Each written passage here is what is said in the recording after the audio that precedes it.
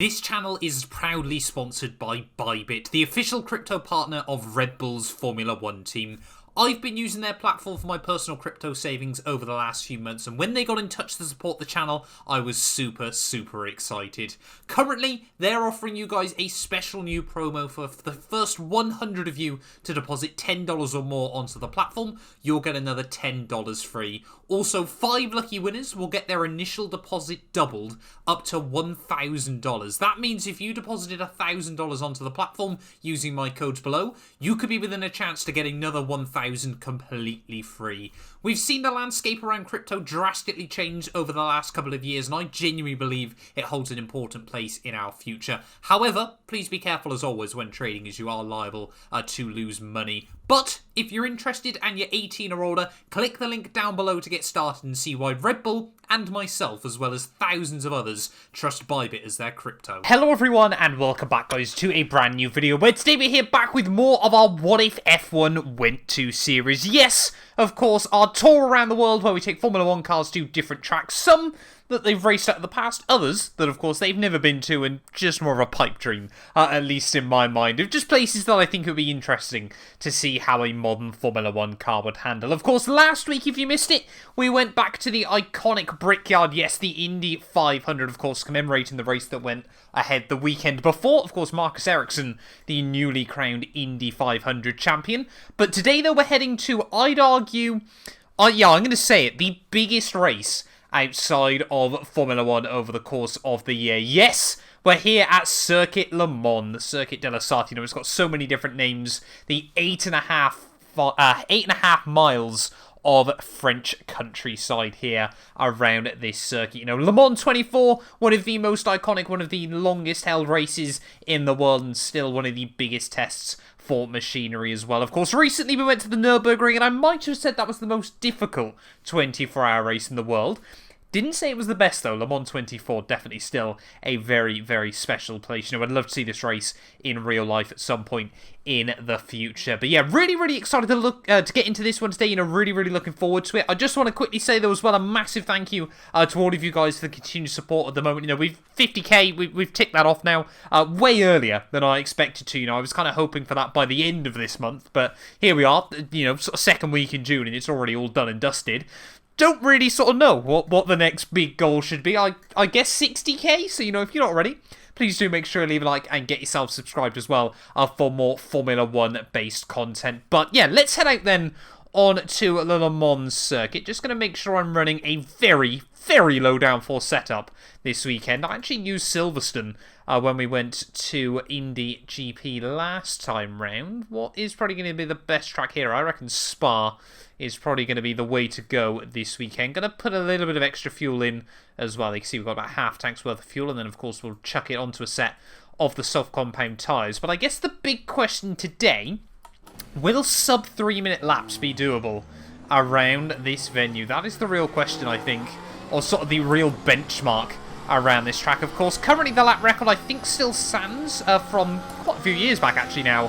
One of the Toyota TSO, I think it was the TSO 50, with a 3 minute 14 lap time. Kamui Kobayashi with a lap that was not only on the limit, but pretty much perfect. You know, got slipstream everywhere he needed it, and a clear track everywhere he didn't. And just, it worked out so well. You know, if you haven't seen that lap on YouTube, I would highly recommend going out and checking out as well. But of course, if you do like iRacing content as well from me, as always, make sure you go check the links down in the description below. You know, there'll be a link over there. Gran Turismo 7 and iRacing content. You know, sort of always want to try and jump out into some more sim racing stuff. You know, Rennsport has recently been announced, and although that's not going to be out for a little while, I definitely would love to jump in to that down the line in the future. But yeah, looking forward to heading to Le Mans today, but unfortunately, it is probably going to be the last video in this series for a little while there, as I've accidentally run over a cone halfway down the back straight. Yeah, of course, over the next couple of weeks, we've really got to try and get the rest of our F1 career mode videos sorted. You know, my team and the Williams RTG, they're coming towards the end of their series, but yeah, still got a few more races to go, so unfortunately going to have to sort of push this series back a little while, and then of course, yeah, we'll be absolutely all in on the F1 22 content as well there. So I'm kind of hoping, you know, this series, I'm certainly not planning for it to disappear forever. You know, I want to see it make a return, probably sort of September, I would have thought, at the earliest, so it is definitely going to be away for a couple of months. But, that'll give us a good chance, sort of build up a backlog of circuits as well that, I want to head to in this Formula 1 car as well. Just don't get me wrong, this series is not going away forever. I've had so much fun with it over the first half of 2022 as well there. But yeah, Le Mans, I guess, sort of outside of the Le Mans 24, hasn't really got that much history as a circuit. MotoGP, I think, still head to the Bugatti circuit. And if I'm not mistaken, Formula 1 has went there once in the past. I want to say it was back in the 60s or 70s. Formula 1 went to Le Mans, but yeah, it was only once, It's always quite weird, actually, when you think about it. France, effectively created what we now know as the motor car, but they've never really had a particularly sort of stable Formula 1 venue. Of course, Circuit Paul Ricard in recent years, Magny-Cours before that for a very, very long time, and then you have Rouen, and then a few other places. Like I said, Le Mans hosted one race. And yeah, it's always quite surprising. You kind of expect France and Germany, the pair of them, to just have one sort of stable Formula 1 stronghold. But yeah, we'd really love to see, sort of France. I don't really want Paul Ricard, to be honest. I think we're actually meant to be getting Magny-Cours on iRacing very, very soon as well. The Magny-Cours and Fuji. So perhaps those will have to be two tracks I return this series with, because I've been making a stronger and stronger case in recent times where I think Fuji should come back to Formula 1 as well there. But yeah, like I said, not a huge amount of history around this circuit outside of Le Mans 24. But what a history that is. Probably far too much to get into here today in this video. Let's try and go for a little bit more of a pushing lap then. Still not using any of the battery deploy. But yeah, we can't really quite do a Formula 1 story time around here. Half of last week's video at Indy was, of course, talking about the 2005 sort of... I don't really think you can call it a race, more of a scandal, of course, from that Grand Prix. But yeah, we haven't really got any sort of big stories like that in the world of Formula 1. I guess you just kind of, for me, got, the iconic stories, the Mazda 787B, often misremembered as a car that was banned because it was OP. It was actually not particularly brilliant in the... Well, what was it back then? It wasn't even GT1, was it? It was still Le Mans prototypes, but Group C, that was the word I was looking for. Of course, they used to thunder down here. You had the... I think it was the Peugeot, wasn't it? That they had a Peugeot built just to do 250 miles an hour down the Mulsanne, of course, because the chicanes, they only got introduced back in the 90s as well. This used to be just a 3-mile flat-out run. You can't actually race that version of this track as well. But I thought, I want to see what this car can do down through the chicanes as well there. But yeah, just... You had, obviously, the Group C cars back in the 80s and the early 90s. There, you had the Porsches, the 962s, everything like that. Like I said, the Mazda 787. Although, like I said, probably that explanation gives the impression that I'm not a big fan of that car. I absolutely am.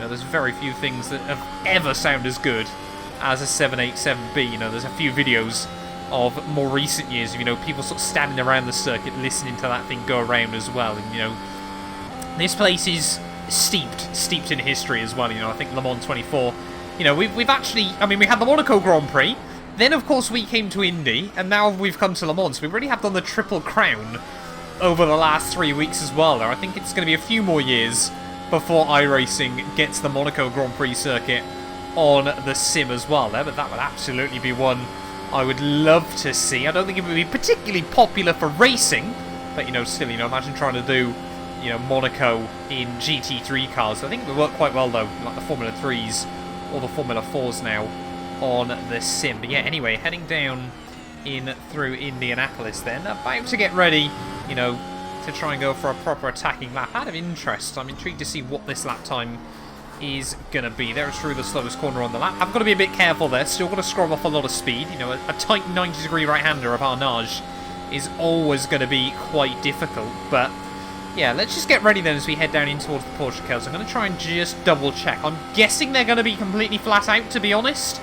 Might be just down the one gear to make sure we've got a little bit of extra speed. And yeah, that's kind of just... They're not really corners in this Formula 1 car. The final one probably will be. Let's just wait and see, though. Nope. It's all flat. There's no way all those corners should be a flat out as they are. But yeah, let's get the battery on then. Get it into qualifying mode and get ready to go for a push lap here from Le Mans. Still got a lot of fuel in the tank and a couple of worn tyres. So fingers crossed we can just try and get a good sort of first lap in there and see whether we can aim for those sub 3 minutes there. That lap was only a 3:17, so not even as quick as the Toyota from a few years ago, but breaking down in towards the first proper corner then. Through the chicane you go, attack the curbs, 4th gear on the exit, lots of wheel spin that time round as the track really falls away from you, and then down the hill you plunge through this first sector. Of course, none of this used to be here many years ago. It was all just a straight line until you got here. Tetra Rouge, down 1 gear on the way, and you can probably get away with 7th through there, and now we'll just find a lot of pace as we head out down the back straightaway here. I mean, even at Le Mans, you'd probably run an even lower downforce setup than you would at Spa there. But about 190 miles an hour before the battery goes back into deploy. So we might try and have to see whether overtake mode is a little bit better around this circuit as well. We can just see, heading down, you want to be braking after the 100-meter board into the chicane.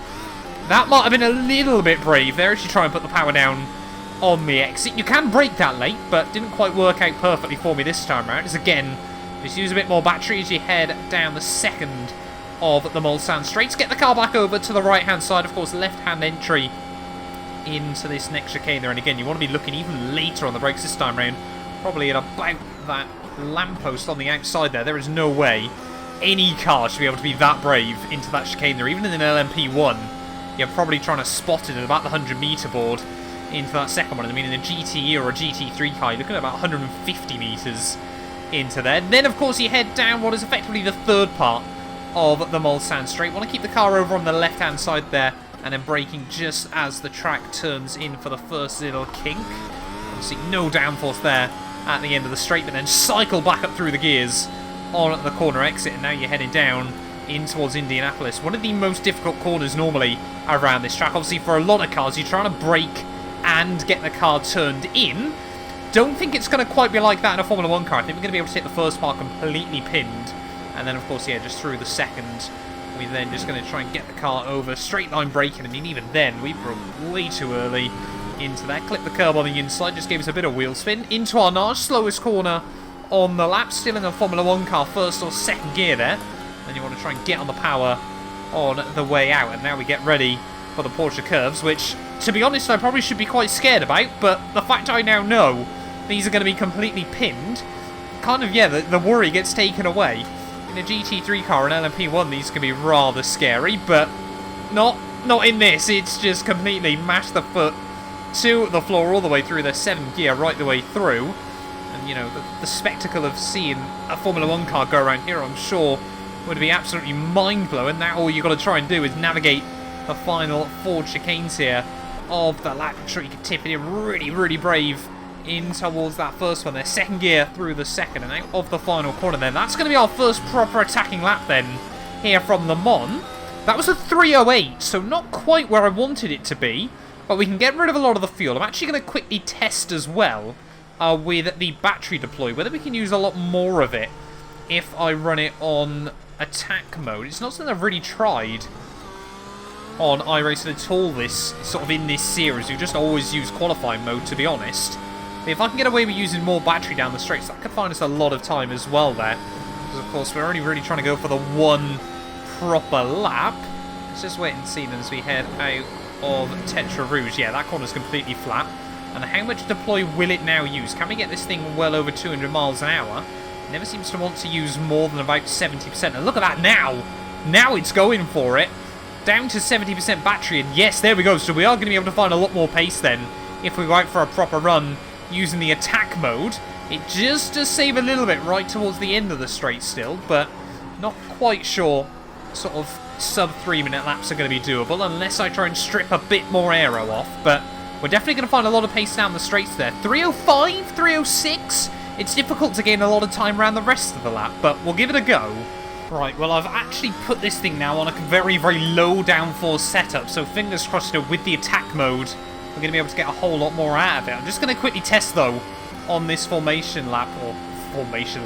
lap even, I should say, whether it's still possible to take the Porsche curves flat. I think it will be. It hasn't really affected things around the rest of the lap. Might just make it a little bit looser and livelier through. No, this thing is just so grippy. Just double check through the second ones. I mean, there's no way anything should be able to take those corners as fast as that. Might need a bit of a blend through the final one.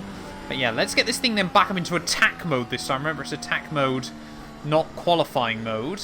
And let's see just how close we can get to those 3-minute lap times. Sub 3 is a big, big goal, around 8.5 miles. But if anything's going to be capable of it, it, of course, is going to be this Mercedes. Let's try and get out, then, of the final corner. All those horsepower trying to break free out of the rear tyres and cycle back up the gears as we head in towards turn 1, then. Fingers crossed we're going to have enough battery to actually make this work as well. Not 100% sure whether the delta on the dash is the best lap I've done or whether it's another one. But a lot tidier through the first couple of corners anyway than any previous run there. Luckily, of course, there are still some big braking zones around this circuit to try and claw back some of that battery as we were really, really aggressive through those first couple of turns there. Through Tetra Rouge, completely pinned. Oh, that's just ridiculous. There's no way any race car should be able to do that. And you can see now with the deploy, one of the first times I think ever in this series I've got this thing up and over 200 miles an hour. It normally runs so much downforce. And of course, without the tweaking and everything like that, 200 isn't that common a thing in this thing. But there you go. Battery gets down to 60%, so it's just going to try and save a little bit at the end of the straight there. But this was, of course, where I made that big mistake. And unfortunately, as I say the big mistake, we just loop it round. Knocked the wheels out of alignment there. You can just see, yeah, that front right is running a bit more camber than it normally would. But, okay. This thing will still try to kill me, especially with next to no downforce trying to keep 1,000 horsepower on the road. But there's going to be a quick lap time in this. You can just see on the way in there, we snagged the brake on the way in and just got the car over the curb. And yeah, that didn't actually damage the front wing very much, weirdly. Let's have a quick look when it was span around. See if I can just catch it. Oh yeah, no, that's not a good front wing. I think if we came back and said to Toto I didn't damage the front wing and that's what it looks like, he still wouldn't be very happy. I think that requires a new car. Let's go again then. Here from Le Mans, this is going to be a very, very difficult lap to get hooked up, solely because there's just so little grip left in this thing. You would not run this setup for a 24-hour race there. Maybe just a little too little downforce as we head at the final corner, though. Again, full on the battery in attack mode. And let's just really try and get this lap nailed then. We know it's going to be loose and slippery. It actually opens up the braking zones a little bit more there because I'm not brave enough to really try and shut the car in, as well as I'm sure a lot of people would there. So you can just see that time around, hesitating a bit on the throttle on the exit out of the first chicane. They're just trying to attack the curbs, straighten up the corners as best as possible. And then through some of these, you've got to remember, this thing's got so much grip. It's got a lot of grip, but not so much on the grass, unfortunately. I can't remember, someone did that a few years ago, actually, at Le Mans as well. I ran a bit wide in one of the LMP1 cars through there.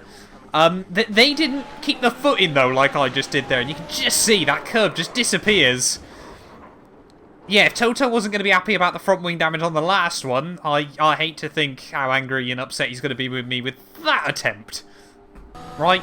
Well, we always seem to resume this thing then back down as we head into the 4 chicanes. But let's see.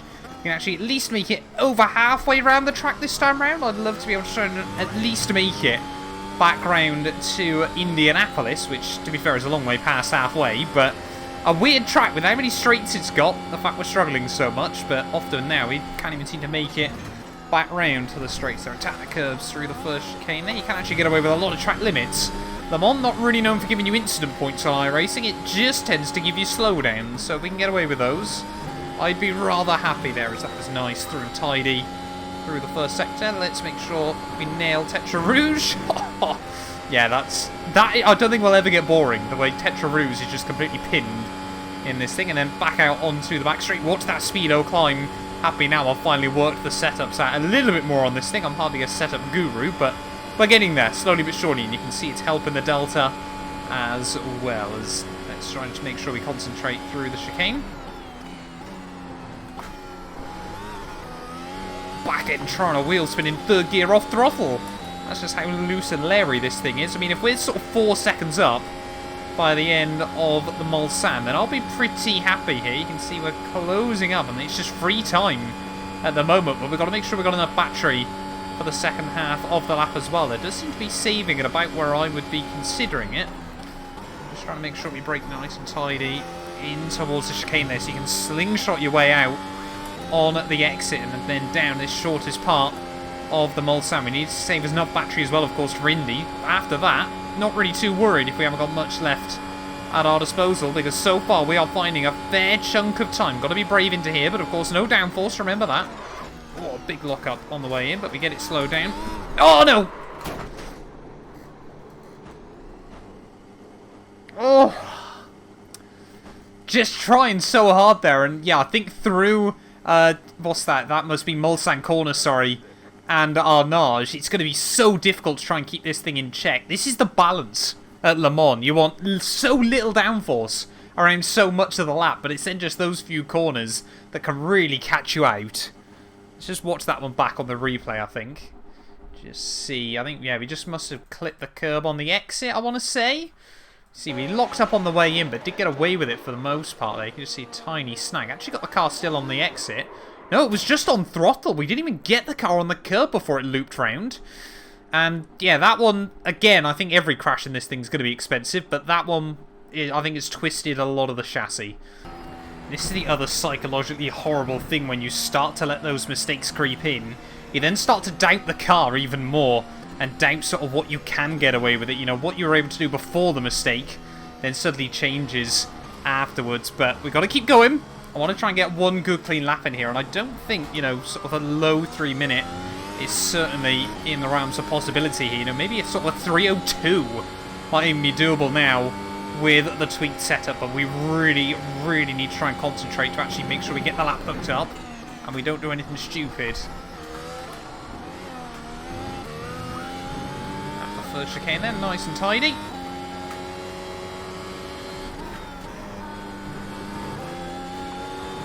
Just warning me, we've got very little fuel. Absolutely do not care. The less fuel, as long as we've got a lap's worth, the better. It's not quite getting the car on the apex through Tetra Rouge as I would like, but still, there's room for errors through there. And of course, down the Mulsanne, you kind of relax, catch your breath, and focus on trying to spot out the braking point. Right over on the left-hand side for the right-hand turn-in for the first part.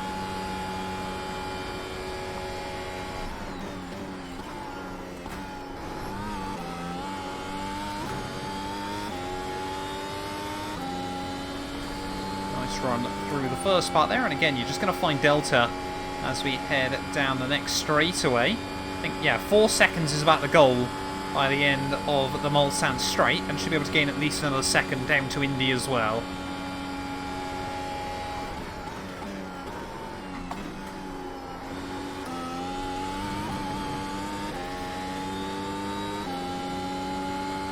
Nice tidy run again, but now you can see we're running pretty low on battery moment, so yeah, Delta's still going up, but just getting a little bit close towards running out of battery to use. Oh, it tried it again on me. It wanted to do it, but we even gained a bit of free time there, where the car last time around we must have made a bit more of a mistake, but unfortunately we haven't got as much battery to use this time round. Heading down the back straight. Why is it just saving so much? Come on, we've got to try and get it onto qualifying mode, I think. Try and actually get it to use some battery, which it's not going to. This Mercedes hybrid still confuses me because, yeah, I don't have a PhD in maths or anything like that, unfortunately. Oh, come on, out of Arnage. It tried to get wriggly again. Need to go back into the other mode. Try and make sure we change gear as well. I'm trimming the apex slightly. I try and look at what I'm doing, but down in towards the Porsche curves then. This is going to have to be the lap, I think. Completely pinned, 8th gear. Will it hang on with the deploy on? Yes, it will. Just about through the first part. Down the 1 gear through the second, I chickened out. I did chicken out there, I'm not going to deny it. But through the third, again, just so much on the rails. Now we've just got the final few corners to try and navigate, and for some reason it has saved all the battery. So I don't know what was going on there, whether it thought it had sort of a deploy limit over the course of the lap. But through the final chicane we go. That's going to be a lap then here of Le Mans, and that is going to be a 3:04.1. And I think sensibly, you know, unless we can sort of engineer the battery deployment You know, maybe a 303 will be doable there. And I mean, let's say hypothetically you get unlimited battery usage around the lap, and even some DRS, of course, down the Mulsanne and down the run to Indy. Maybe then a sub-3 would be doable here. But of course, a Formula 1 car, it's not optimised for Le Mans. You know, you really do set up a car for this circuit like no other. So I think, yeah, to still go 10 seconds faster than a car that is completely optimised for this circuit back in the day when, you know, those Toyotas were, let's be fair, spaceships as well. I think we can be pretty happy with that result there. And yeah, like I mentioned, though, in the intro, to be honest, I'm a little bit sad this series is going to be going away for a few months, but needs must. I'm afraid at the end of the day, I'm sure you guys would much rather see some F1 22 content rather than me trying to, well, just continually crashing this Mercedes on iRacing there. Unfortunately, you can't do the Bugatti circuit. That is well and truly locked away at the moment there, but maybe that's another one iRacing going to try and bring it down the line. But thank you all so much for watching this video nonetheless. If you have enjoyed it, please do make sure to leave a like and get yourself subscribed as well. Like I said, hopefully this series is going to return in probably sort of the end of summer, the start of autumn, you know, once we've got through F1 22 and some F1 Manager content as well there. But thank you all so much for watching, and we'll be back very, very soon with more F1 related gaming, I suppose. None of these videos would be possible without the help of our channel members, so a massive thank you to all of the names you see on your screens currently for helping support the channel. You can join them by clicking the join button down below, and yeah, thank you once again to everyone that continues all the insane support on my work.